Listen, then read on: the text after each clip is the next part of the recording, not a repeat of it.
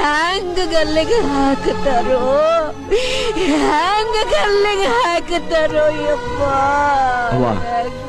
ಕಿತ್ತೂರು ತಾಯಿ ಕತ್ತಿಚ್ಕಿದಿಂತ ನೀಚ್ ಮಂದಿಗ ನನ್ ಕೊಲ್ಲದೇನು ದೊಡ್ಡದಲ್ಲವ. ಅಯ್ಯೋ ಇಲ್ಲ ಯಪ್ಪ ಇಲ್ಲ. ಫಕೀರನ ವೇಷದಲ್ಲಿದ್ದ ರಾಯಣ್ಣನ ಆಪ್ತ ಸ್ನೇಹಿತ ಬಿಚ್ಚುಗತ್ತಿ ಚೆನ್ಬಸ್ಸು ಆ ಸಮಾಧಿ ಮೇಲೆ ಆಲದ ಸಸಿ ನೆಟ್ಟು ನೀರಾಕಿ ಬೆಳೆಸಿ ಅಲ್ಲೇ ವಾಸಿಸುತ್ತ ಇಹಲೋಕ ತ್ಯಜಿಸಿದ. ಅಂದಿನ ಆಲದ ಸಸಿ ಇಂದು ಬೆಳೆದು ದೊಡ್ಡ ಹೆಮ್ಮರವಾಗಿ ನಿಂತಿದೆ. ಇಂದಿಗೂ ರಾಯಣ್ಣನ ಭಕ್ತರು ಜಾತಿ ಮತ ಧರ್ಮಗಳ ಭೇದ ಭಾವವಿಲ್ಲದೆ ಹುಟ್ಟಿದರೆ ನಿನ್ನಂತ ಮಕ್ಕಳು ಹುಟ್ಟಲಿ ಎಂದು ತೊಟ್ಟಿಲು ಕಟ್ಟಿ ಹರಕೆ ಹೊತ್ತು ದೇವಮಾನವನಿಗೆ ಪೂಜೆ ಸಲ್ಲಿಸಿ ಫಲ ಸಿಗಲೆಂದು ಸೆರಗೊಡ್ಡಿ ಬೇಡುತ್ತಾರೆ.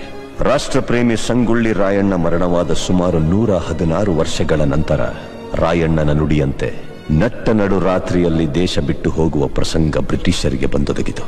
ಅಚ್ಚರಿ ಏನೆಂದರೆ ರಾಯಣ್ಣನ ಹುಟ್ಟಿದ ದಿನವಾದ ಆಗಸ್ಟ್ 15ರಂದೇ ಭಾರತಕ್ಕೆ ಸ್ವಾತಂತ್ರ್ಯ ಬಂದಿದ್ದು. ಗಲ್ಲಿಗೇರಿದ ದಿನವಾದ ಜನವರಿ 26ರಂದೇ ಭಾರತ ಗಣರಾಜ್ಯವಾಗಿದ್ದು.